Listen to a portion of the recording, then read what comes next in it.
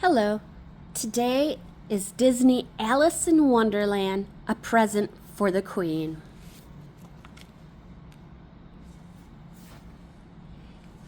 It's Christmas in Wonderland, and the White Rabbit has lost the Queen's Christmas present.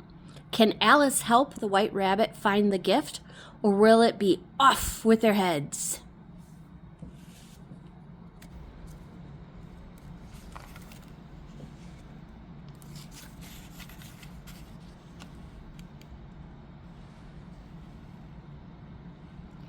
It looks like Christmas, Alice said, gazing out of her parlor window one cold December afternoon.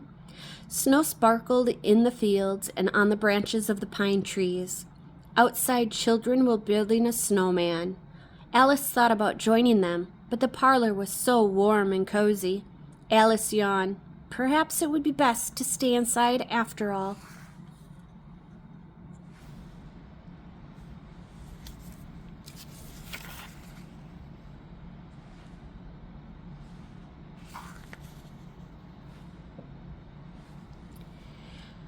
Suddenly, something hopped across the snow in front of Alice's house.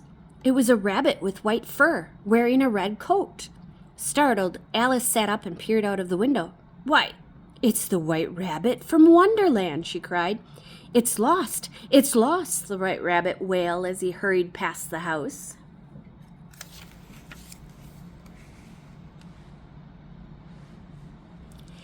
Alice quickly put on her winter coat and ran outside after the rabbit.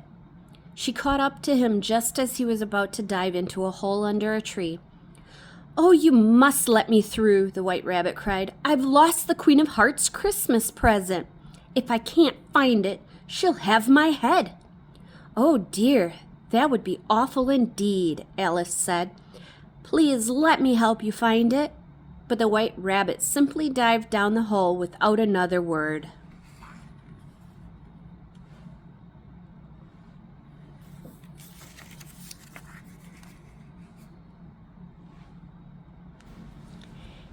Alice followed the White Rabbit, leaving her house far behind. As Alice fell, she passed all sorts of Christmas decorations, stockings, wreaths, garlands, and even a beautifully dressed tree. Down and down and down she fell until she landed with a thump.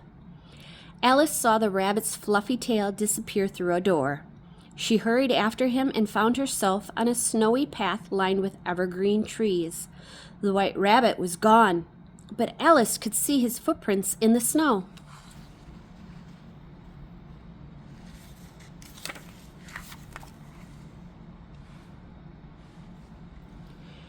Alice made her way down the path, admiring the lights on the trees. "Why, they're fireflies!" she exclaimed. All at once, the footprints stopped. "I've lost him again," Alice said with a sigh. "Lost who?" someone asked. A toothy smile appeared in one of the snowy trees, followed quickly by a purple-striped cat around the smile. "Cheshire Cat!" Alice cried happily. "Maybe you can help me. The White Rabbit has lost the Queen's present and—" "But that's a lost what?" The cat interrupted, grinning down at Alice. "I thought you said you lost a who?"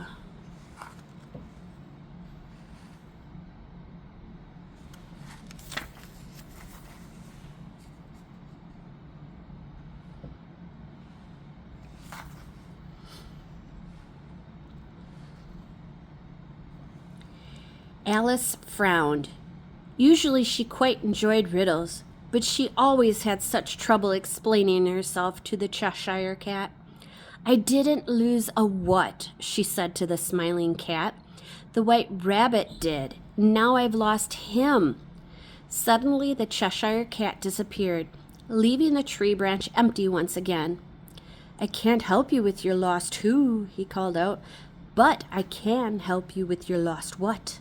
Try the Mad Hatter."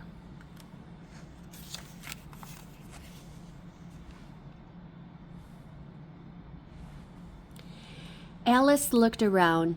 She knew the Mad Hatter wasn't on the path behind her, so she continued forwards. Soon she heard music. Deck the halls with bowls of jelly, foo-loo-loo-loo-loo-loo-loo-loo. Alice emerged in a clearing. The Mad Hatter and the March Hare stood with their arms around each other singing. They stopped when they saw Alice. "Join us," the Mad Hatter cried. "We're singing Christmas heralds."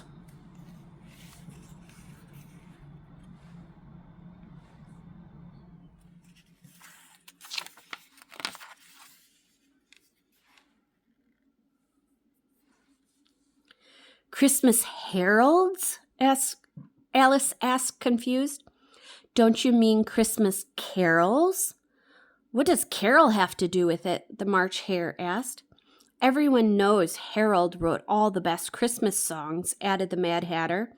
And with that, the March Hare and the Mad Hatter began to sing again. "Oh, Christmas tea, with milk and cream we drink thee." "But that's not how the song goes at all," Alice said, shaking her head. "And anyway, I don't have time to sing. The White Rabbit has lost the Queen's Christmas present, and—"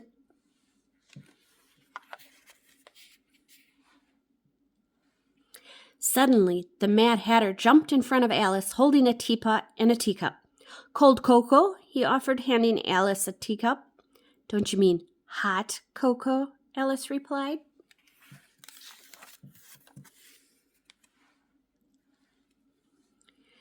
"This reminds me of a riddle," the Mad Hatter said.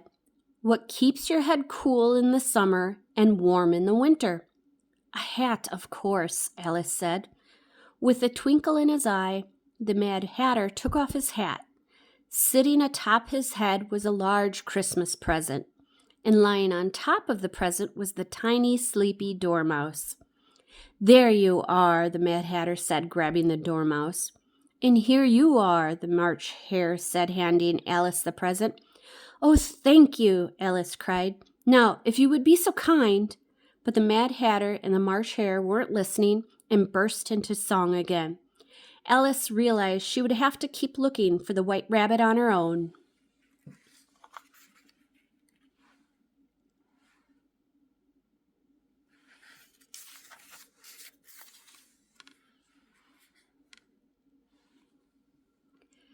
Shaking her head, Alice left the clearing.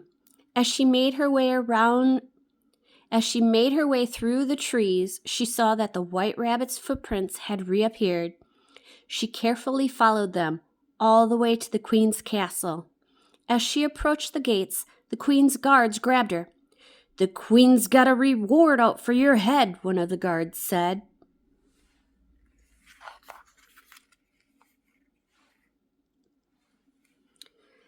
The guards took Alice to the throne room, where the White Rabbit was busy apologizing to the Queen.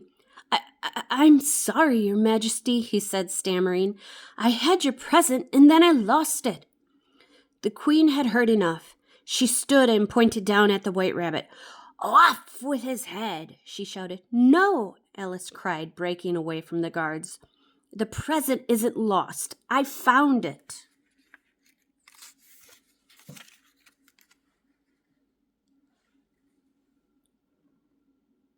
The Queen glared at Alice. "Off with her head!" she yelled.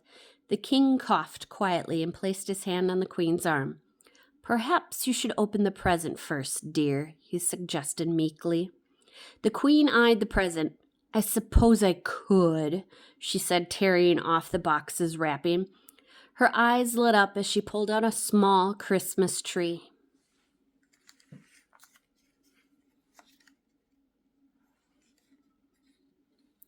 As the Queen of Hearts admired her Christmas gift, a large grin appeared in the air next to Alice.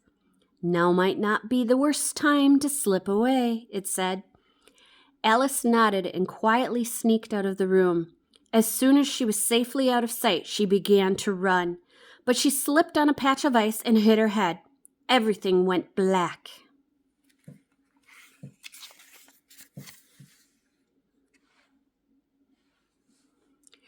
When Alice opened her eyes, she found herself back in her parlor. She yawned sleepily. "What a strange dream I've just had," she said. Stretching, Alice looked out the window. Her eyes stopped on the finished snowman. It was wearing a familiar hat and holding a teacup. Alice frowned. Perhaps it hadn't been a dream after all. The end.